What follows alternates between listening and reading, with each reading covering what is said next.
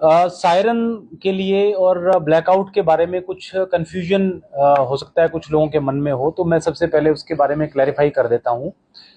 जो हमारे सायरन है वो दो तरीके के बजते हैं। एक एक तो हमारा रेड अलर्ट जिसको कहते हैं। तो जैसे ही हमारे पास एयर रेड की वार्निंग आती है एयरफोर्स स्टेशन से, तो हम रेड अलर्ट जारी करते हैं।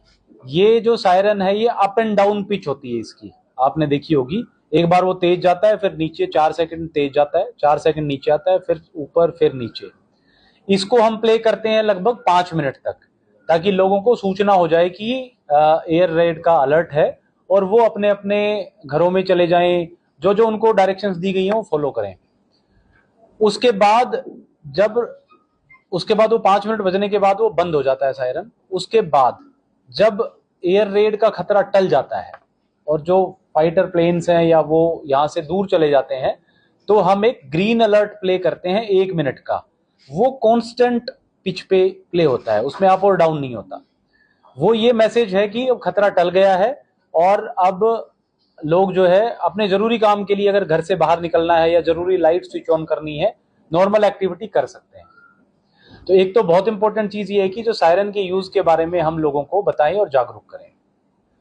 अब अगला सवाल ये आता है कि जो अगर सायरन आज जैसे आपने देखा दिन में भी बजे थे, क्योंकि दिन में भी हमारे पास अलर्ट आया था, तो अगर दिन में इस तरह के अलर्ट आए तो लोगों को क्या करना है, और रात को अगर अलर्ट आता है तो क्या करना है।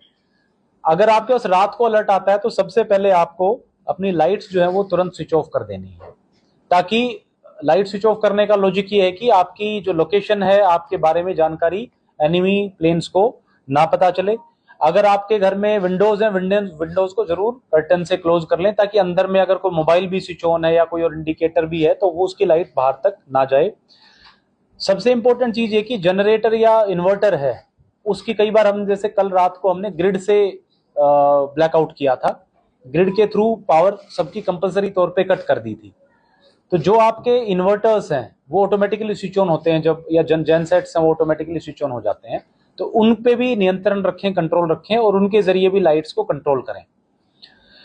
इसके अलावा जो आपके मोबाइल फोन फ्लैश लाइट्स हैं, इनकी लाइट्स हैं, उनको भी आप कंट्रोल करके रखें जब भी आपने रात के समय में ब्लैकआउट करना है और सायरन की आवाज आती है तब।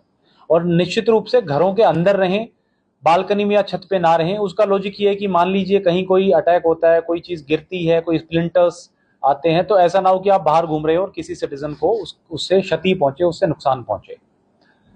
यही चीज अगर दिन में होती है, सायरन्स दिन में बजते हैं, तो जैसे आज आपने सुबह देखा 9 बजे के आसपास सायरन्स बजे थे, तो उस दौरान अगेन आपसे उम्मीद की जाती है कि आप घर के अंदर रहेंगे।